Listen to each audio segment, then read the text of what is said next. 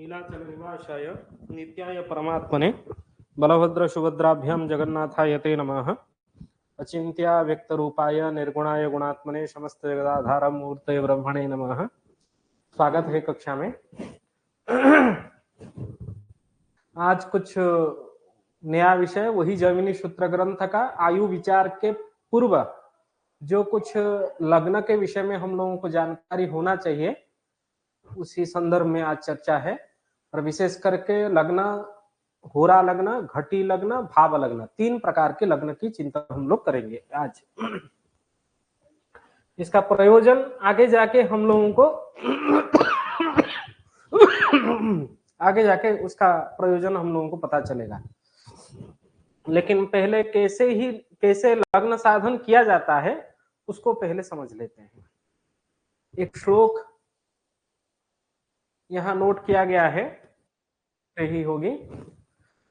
षड्भिरर्किः खरामीश्च स्वेष्ट घट्यो हता पृथक फलम अंसादिकम योज्यम सदा तात्कालिके रबो भाव होरा घटी संज्ञक लग्नानीति पृथक क्रमात्। यहीं तक पहले समझ लेते हैं। 3 प्रकार के लग्न की यहां विचार कर रहे हैं। भाव लग्न, होरा लग्न, घटी लग्न। पहले क्या कहते हैं? षड्भिः। षड्भिः तृतीया विभक्ति बहुवचन का प्रयोग है। 6 के द्वारा, तृतीया विभक्ति का जो चिन्ह है वो द्वारा है। 6 द्वारा मतलब 6 संख्या के द्वारा। उसके बाद अर्कैः। अर्कैः मतलब सूर्य के द्वारा। सूर्य के द्वारा, सूर्य कहने से वारा आदित्य होते हैं, इसीलिए अर्क शब्द जहां ग्रहण किया जा रहा है वहां हम लोगों को क्या सोचना चाहिए ना? 12। 6 के द्वारा, 12 के द्वारा। खरामीहि। ख कहने से ख का संख्या जो होता है वो ख मतलब शून्य होता है। और राम जैसे परशुराम, बलराम, राम ये 3 होते हैं। खराम कहने से अंकानाम वामतो गति के अनुसार यदि खराम शब्द का उच्चारण हम लोग करेंगे तभी हम लोगों को 30 संख्या प्राप्त होगा। ख का 0, राम का 3, खराम मतलब 30। इस तरह अर्क मतलब शब्द, अर्क सूर्य का अपर नाम है, इसलिए 12। तो यहां क्या कह रहे हैं ना? षड्भिः, अर्कैः, खरामीः। 6, 12 और 30 के द्वारा क्या करना है ना? स्वेष्ट घट्यो, स्व इष्ट घटी। इष्ट घटी मतलब इष्टकाल। हम लोग जब भी इष्टकाल निकालते हैं, आप लोगों को सभी को इष्टकाल निकालना तो पता होगा, क्योंकि जन्म कुंडली बनाते वक्त वह जन्म कुंडली का जब हम लोग साधन कर रहे हैं, साधन करते हैं, वहां जो पहला प्रथम बिंदु होता है वो इष्टकाल होता है। इष्टकाल साधन। इष्टकाल साधन के लिए हम लोग जन्म समय से सूर्योदय को घटा के 2.5 गुणा करते हैं तो हम लोगों को इष्टकाल प्राप्त होता है। वहां सूत्र क्या है? जिसको पता नहीं है वो लिख ले। जन्म समय माइनस सूर्योदय, और इसको किस में गुणा करते हैं ना? 2.5 में। 2.5 में क्यों गुणा किया जाता है? इससे इष्टकाल प्राप्त होता है। कुंडली साधन करते वक्त व भयाद भोग साधन करते वक्त भी इष्टकाल की प्रयोजन है। वह जब हम लोग कुंडली लिख के देते हैं किसी को, सामने वाले को, तभी भी इष्टकाल लिख के देते हैं। इष्टकाल घटी पल का होता है। हमेशा 24 घंटा जो है वो 60 घटी का है, क्योंकि भारतीय प्राचीन सिद्धांत जो है वो घटी पल विपल में गणित किया जाता है। वह दंड लिता बिलिता व नाड़ी बिनाड़ी। घटी पल 60 का होने के कारण, जैसे 24 घंटा बराबर 60 घटी का है, इस कारण से हम लोग 60 को यदि 24 में भाग देंगे तभी हम लोगों को क्या प्राप्त होगा ना, 2.5 प्राप्त होगा। 2.5 मतलब 2 घटी 30 पल। इसका अर्थ क्या हुआ ना, 1 घंटे का जो मान है, घटी 1 घंटा बराबर 2.5 घटी का होता है, 2 घंटा बराबर 5 घटी का होता है, 3 घंटा बराबर क्या होगा ना, 2.5 हम लोग जोड़ते चलेंगे तो 7.5 घटी, 4 घंटा इजकल टू 10 घटी, और इसी प्रकार 8 घंटा बराबर 20 घटी, 8 को 2 से गुना करेंगे तो 8 दूने 16, 16 घंटा बराबर 40 घटी, और 8 तिया 24, 24 घंटा बराबर 60 घटी। मतलब संपूर्ण 60 घटी को हम लोग 24 टुकड़े में बांट देते हैं, 2.5 करके बांट देते हैं। तो इसी से घंटा मिनट को हम लोग जब घटी पल में बदलते हैं, परिवर्तित करते हैं, वहां हम लोगों को 2.5 गुना करना पड़ रहा है। यही कारण है। कारण क्या है ना, 1 घंटा बराबर 2.5 घटी का होता है। तो ये इष्टकाल हम निकालने की जो सूत्र है, जो भी जन्म समय घंटा मिनट में होगा उससे सूर्योदय को घटा के 2.5 गुना कर देंगे तो हमारा क्या प्राप्त हो जाता है ना, इष्टकाल प्राप्त हो जाता है।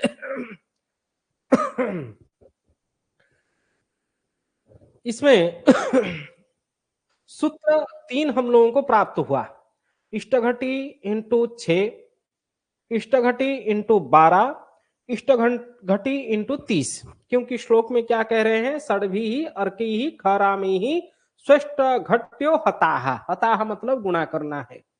इष्टघटी को 6 में गुणा करना है, इष्टघटी को 12 में गुणा करना है, इष्टघटी को 30 में गुणा करना है, 3 जगह रख लेना है।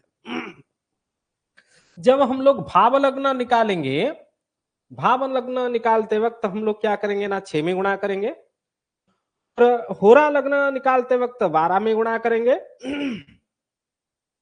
और घटी लग्न निकालते वक्त हम लोगों को क्या किस में गुणा करना है ना, 30 में गुणा करना है। समझ रहे हैं बात को? घटी लग्न में 30 और होरा लग्न में 12 एवं भाव लग्न में 6।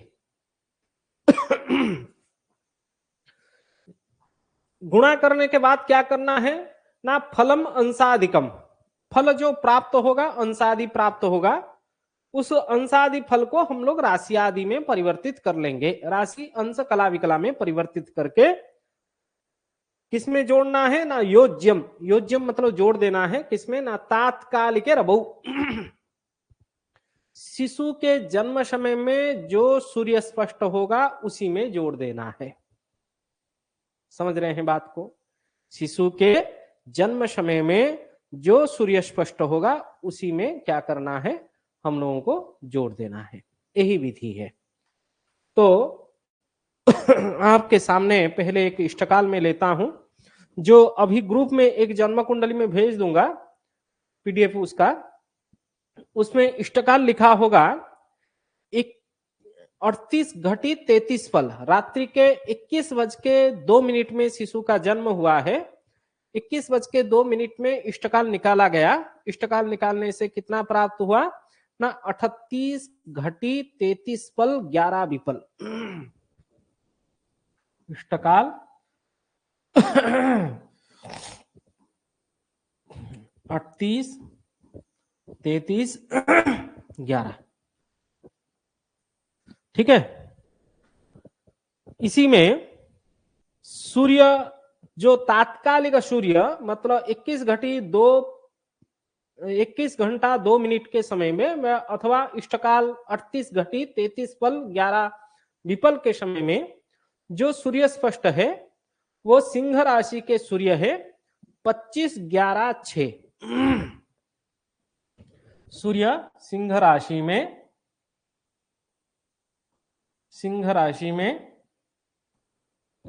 25 अंश 11 कला और 6 विकला। इस प्रकार हम लोगों को सूर्य स्पष्ट वहां प्राप्त है। हम लोग क्या निकालेंगे ना, क्या निकालना है, पहले भाव लग्न निकालेंगे, उसके बाद घटी होरा लग्न, उसके बाद घटी लग्न, तीनों लग्न की साधन हम लोगों को करना है। ठीक है, चलते हैं। सबको स्क्रीन ठीक ठाक आ रहा है? आज भी इंटरनेट की समस्या सुलझा नहीं है, उसके बाद भी मैं कक्षा ले रहा हूं। कल वो कंपनी वाले कहे हैं कल आएंगे, देखते हैं क्या करते हैं। चलिए, इष्टकाल को पहले सोपान में क्या करना है ना, 6 में गुणा करना है। 6 में गुणा करना है। आप इसको 11 को 6 में गुणा करेंगे तो 66 हो जाएगी। आप इसको ऐसे 66, उसके बाद 33 को भी 6 में गुणा कीजिए एक एक करके। 33 को 6 में गुणा कर लीजिए, 198, और 38 को भी 6 में गुणा कर लीजिए, 228। उसके बाद क्या कीजिए ना, यहां 60 से अधिक है, ये क्या होगा, अंशादिमान प्राप्त होगा, मतलब यह अंश कला विकला में प्राप्त होगा। विकला 60 से अधिक होने से एक कला, एक 60 विकला का एक कला होता है, इसलिए हम लोग 60 से भाग दे देंगे तो वो कला में ही कन्वर्ट हो जाएगी। तो इसको 60 में भाग देंगे तो 60 एकम 60, यहाँ एक जोड़ देंगे 199 हो जाएगी, और यहां बचेगी 6। तो ये भी 60 कला का एक अंश होता है, इसलिए जब कला से हम लोग अंश में बदलेंगे तभी उसको भी 60 में भाग दे देंगे। मतलब इसको 60 में भाग देंगे तो कितना होगा, 60 तिया 6 तिया 18, मतलब 60 तिया 180, 180 में होगा 9, और यहाँ 1 19 बचेगा। ठीक है, 19 कला और 6 विकला। यदि कहीं गणित में गलती हो रहा है तभी तुरंत बता देना है। और 228 में 3 जोड़ देंगे, ये 3 हम लोगों को क्या प्राप्त हुआ ना, अंश प्राप्त हुआ। हम लोग क्या किए ना, कला को अंश में परिवर्तित कर लिए। 228 को 3 में जोड़ दिए तो कितना होगा, 231 हो जाएगी। अभी 231 क्या है, अंश है। अंश को जब राशि में बदलना है, किसमें कैसे करेंगे ना, एक राशि जो है वो 30 अंश का होता है, इसलिए 30 में भाग दे देंगे तो वह क्या बन जाएगा ना, अंश में परिवर्तित हो जाएगा। इसको 30 में भाग देंगे तो ना 7 तिया 21, मतलब 210। ठीक है, तो यहां 21 अंश बच गया। इसका अतएव कितना प्राप्त हुआ ना, 7 राशि 21 अंश, यहां 19 कला और 6 विकला। ये क्या प्राप्त हो गया ना, हम लोग इष्टकाल को 6 में गुणा करके इतना प्राप्त किए। समझ गए बात को, इसमें किसी को कोई संदेह नहीं है। इसमें क्या करना है, सूत्र के अनुरूप 60 में गुणा करने के बाद जो फल हम लोगों को प्राप्त हुआ उसको राशियादि कर दिए, और तात्कालिक स्पष्ट सूर्य में, मतलब शिशु जन्म के समय में जो स्पष्ट सूर्य हम लोगों को प्राप्त हुआ है उसको इसमें जोड़ देना है। जोड़ देंगे तो क्या होगा ना, सिंह राशि यहां लिखा है तो 4 राशि लिखेंगे, 25 अंश और 11 कला, ये भी 6 विकला। इसको जोड़ देना है, स्पष्ट सूर्य को ये राशियादि मान में जोड़ देना है। 6 का 6 12, और 9 1 10 0, 2 1 यहां से आया 3 30, 5 1 6, यहां 2 2 4 होगा, लेकिन 4 तो हम लोगों को 30 से अधिक होगा तो हम लोग क्या करेंगे, एक राशि में एक राशि ले आएंगे पीछे में, तो यहां बचेगा कितना 16, इधर एक राशि आ जाएगा 7 4 11, एक 12, 12 लिखना नहीं है, इसीलिए हम लोग क्या लिखेंगे ना, शून्य राशि 16 अंश, शून्य राशि 16 अंश, 30 कला 12 विकला, ये क्या हो जाएगा ना, भाव लग्न। इसको हम लोग क्या कहेंगे, भाव लग्न। एक यहां प्रश्न है, मन में जिज्ञासा होना चाहिए, प्रश्न होना चाहिए, क्यों 6 में गुणा किया गया। सूर्य उदय से लग्न की प्रवृत्ति होती है, मतलब जब सूर्य उदय हो जाता है उससे ही लग्न का प्रारंभ हो जाता है। सूर्योदय रविरेव लग्नम, जब शिशु का जन्म जिस समय भी होना क्यों, जब सूर्य उदय के कालखंड में किसी शिशु का हम लोग जन्म देखते हैं, उसके जन्म कुंडली में लग्न में ही सूर्य बैठता है, सूर्योदय काल में लग्न में ही सूर्य रहता है। उसी दृष्टि से सूर्योदय से ही लग्न की आरंभ हम लोग करते हैं। टोटल यदि 24 घंटे हैं, 12 लग्न, क्योंकि 12 राशि है, 12 राशि 12 लग्न होंगे, 24 घंटा होगा तो हर 2-2 घंटे में एक एक लग्न, लगभग प्रायः मोटा मोटी तौर पे 2-2 घंटे का एक लग्न हम लोग मानेंगे। तो 2 घंटा बराबर 5 घटी हो जाएगा, 2 घंटा बराबर 5 घटी हो जाएगा। मतलब एक दिन में सूर्योदय से लेके सूर्यास्त में 6 लग्न हम लोगों को प्राप्त होंगे, और सूर्यास्त से लेके फिर से दोबारा एक दूसरे सूर्योदय तक जो कालखंड होगा उसमें 6 लग्न प्राप्त होंगे। इस कारण से हम लोग जब भावलग्न निकाल रहे हैं उसमें 6 गुणा कर देंगे तो इष्टकाल में वो हम लोगों को क्या प्राप्त हो जाएगा, ना राश्यादि मान प्राप्त होगा। उसी को स्पष्ट सूर्य में, क्योंकि स्पष्ट सूर्य एवं जन्म समय आधार इष्टकाल है, स्पष्ट सूर्य एवं जन्म समय का जो अंतर है उसी को हम लोग लग्न मानते हैं, वही क्या हो जाता है, भाव लग्न। और भाव लग्न एक स्थिर रूप में 5-5 घटी का होता है, 2-2 घंटा मतलब 5-5 घटी का है, इसीलिए हम लोग क्या किए हैं, 6 में गुणा किए हैं। उस कारण से ये जो राशि अंश कला विकला प्राप्त होगा, ये भाव लग्न प्राप्त होगा। कोई बड़ा गणित नहीं है, केवल इष्टकाल को 6 में गुणा करके राश्यादि बना देना है और स्पष्ट सूर्य उसमें जोड़ देने से ही भाव लग्न हमारा हो जाएगा। समझ गए? उसके बाद जब होरा लग्न की हम लोग चिंतन करें, होरा मतलब भी घंटा होता है। होरा 24 घंटे में 24 होरा है, क्योंकि शिशु का जन्म किस होरा में हुआ है उसका भी हम लोग ज्ञान करते हैं, होरा का अधिपति का भी ज्ञान करते हैं। होरा अधिपति जो होता है वो बलवान होता है। 12 अधिपति, मासाधिपति, वर्षाधिपति, होराधिपति, बल विचार में, काल बल विचार में हम लोग उसको ग्रहण करते हैं। तो 24 घंटे में 24 होरा होने के कारण यदि हम लोग भाव लग्न 5 घटी का एक भाव लग्न चिंतन कर रहे हैं, तभी जब होरा लग्न का विचार करेंगे, होरा मतलब उसका आधा होगा, 5 घटी का आधा जो होता है वो 2.5 घटी होती है, 2 घटी 30 पल होती है। इस कारण से एक एक घंटा, जैसे जो भाव लग्न है वो 2 घंटा का है, तो होरा लग्न क्या होगा, 1 घंटे का होगा। 1 घंटा मतलब 2.5 घटी, 2.5 घटी का एक होरा लग्न होगी। तो सूर्योदय से लेके सूर्यास्त दिन में कितने होरा होंगे ना, 12 होरा होंगे, दिन में 12, रात्रि में 12, कुल मिला के 24 होरा। इस कारण से यहाँ क्या किया जाता है, 12 में गुणा करके इष्टकाल को राश्यादि बनाया जाता है और तात्कालिक स्पष्ट सूर्य उसमें जोड़ दिया जाता है, और कोई विशेष इसमें भी नहीं है। आप इसको भी कर सकते हैं तो कर लीजिए।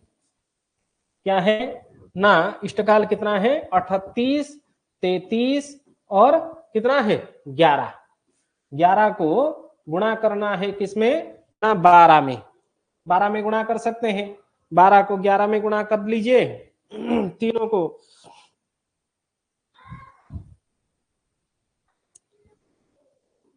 32 और 33 इंटू 12, 396, 12 को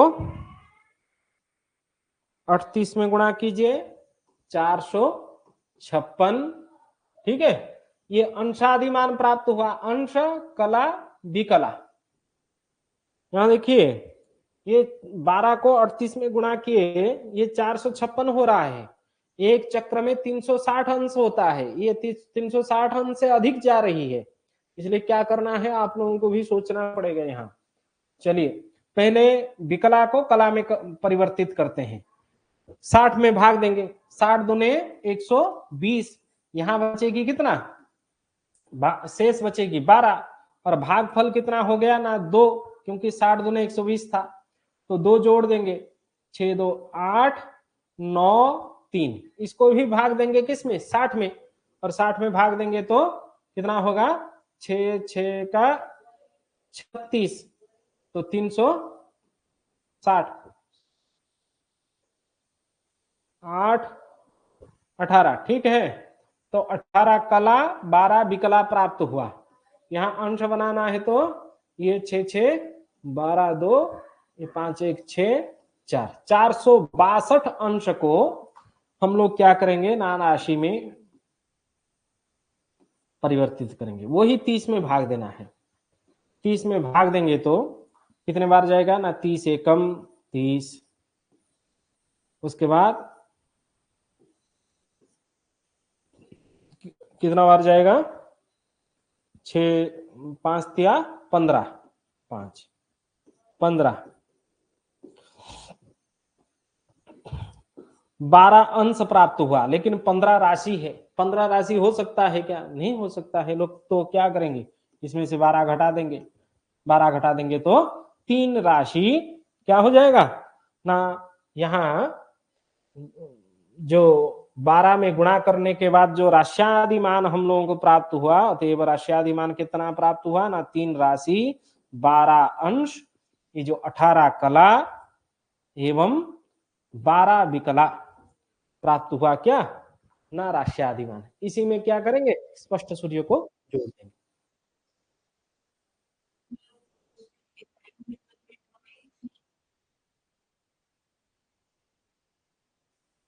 हम्म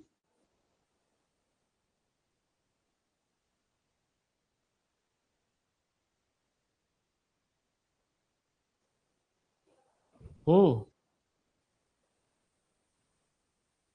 हाँ हाँ हाँ हाँ हाँ, ए सर यहाँ गलती हो गया है, 9 से 6 घटाया वो 18 हो गया है, 38, ठीक है। यहाँ गलती कर दिया, 9 से 6 घटाया तो 1 कर दिया, यहाँ 3 होगा ना, 38 कला 12 विकला, 3 राशि 12 अंश, 38 कला 12 विकला। इसमें स्पष्ट सूर्य आपको जोड़ देना है। क्या, सिंह राशि मतलब 4 राशि, अंश कितना है 25 अंश, 11 कला और 16 विकला, इसको जोड़ देना। 6 2 8, 28, 8 1 9 और 3 1 4, यहाँ 5 2 7, 4 3 7 1 8, यहाँ से एक राशि इधर बढ़ जाएगी, 8 राशि 7 अंश, 49 कला 28 विकला, ये क्या हो जाएगा ना, होरा लग्न हो जाएगा। इसी प्रकार आप लोग क्या कर सकते हैं, घटी लग्न भी निकाल सकते हैं। समझ गए, घटी लग्न निकालना भी वही इष्टकाल को 30 में गुणा करके बनाना है राशि आदि। जैसे हम लोग भाव लग्न और होरा लग्न बनाए हैं, उसी तरह घटी लग्न बना देना है। घटी में 30 क्यों गुणा किया जाता है, क्योंकि एक दिन में 30 घटी और दिन में 30 घटी, रात्रि में 30 घटी, कुल मिला के 60 घटी का होता है। 60 का आधा जो होता है वो 30 होता है, इसलिए 30 में गुणा किया जा रहा है, कोई कारण नहीं है। तो जैसे अहोरात्र में 24 होरा होते हैं, 24 का आधा करके 12, ठीक है, वही कारण। तो इस प्रकार आप क्या कर सकते हैं, वो कट गया, चलिए क्या कर सकते हैं ना, ये तीनों लग्न की चिंतन कर सकते हैं। इसमें एक श्लोक लिखा गया है, सूर्योदयम समारभ्य घटिकानां तु पंचकम प्रयाति जन्म पर्यंतम भाव लग्नम तदुच्यते। ये भाव लग्न का कारण है, पंचकम पंचकम घटी, 5 5 घटी का एक एक भाव लग्न होता है। इसीलिए सूर्य उदय से लेके आपका जन्म समय तक कितने भाव लग्न व्यतीत हो चुके हैं उसी का निर्धारण कर लेता है यह। तो 5 5 घटी का है, प्रयाति जन्म पर्यंतम भाव लग्नम तदुच्यते। इस कारण से हम लोग उसको 6 में गुणा करते हैं। उसके बाद क्या कहते हैं तथा सार्ध द्विघटिका मितात् कालात् विलग्न भात प्रयाति लग्नम तन्नाम होरा लग्नम प्रचक्षते। इसी प्रकार होरा लग्न का ही क्या है, सार्ध द्विघटिका होने के कारण उसको होरा लग्न कहा जाता है। इसे होरा लग्न, घटी लग्न, भाव लग्न, इन तीनों की प्रयोजन विशेष करके आगे जाके हम जब होरा लग्न की चर्चा करेंगे आयु साधन में, आयु ज्ञान में, तभी होरा लग्न का प्रयोजन वहां पड़ेगा। हर कुंडली का जब आयु का ज्ञान करना है, दो लग्न हम लोगों को चाहिए। एक तो लग्न स्पष्ट का उदय लग्न, उदय लग्न जो होगा भाव लग्न वही नहीं होगा। उदय लग्न और भाव लग्न इन दोनों राशि तो एक हो जाएगी, लेकिन अंश कला विकला चेंज होगा। भाव लग्न में एक स्थिर प्रवृत्ति क्या होती है, 5-5 घटी का, लेकिन उदय लग्न में उदय लग्न साधन जब हम लोग करते हैं वैसा नहीं करते हैं, क्योंकि वहां राशियों की उदयमान भी लिया जाता है। स्वदेशीय राशि उदयमान लेके वहां क्या किया जाता है ना, लग्न साधन किया जाता है। इसीलिए उदय लग्न की अंश कला विकला, भाव लग्न की अंश कला विकला दोनों भिन्न होगा, राशि भले ही एक हो जाए। ठीक है, हम लोग भाव लग्न का प्रयोजन आयु में जरूरत नहीं है, और बाकी जगह जहां जरूरत होगा उसको देखेंगे, लेकिन होरा लग्न की प्रयोजन कहाँ होगी ना, आयु ज्ञान के लिए। इस कारण से ये तीनों बिंदु आप लोगों को अभ्यास कर लेना चाहिए। और यदि किसी के मन में कोई प्रश्न हो, जिज्ञासा हो, पूछ लीजिए। आज बहुत समय नहीं हुआ है, और कोई प्रसंग होगा तो समझा देंगे। चलिए, और एक प्रसंग है, आज थोड़ा सा चर्चा कर लेते हैं, आगे जाके कल देखेंगे उसको परिष्कार। क्या प्रश्न है, पूछिए।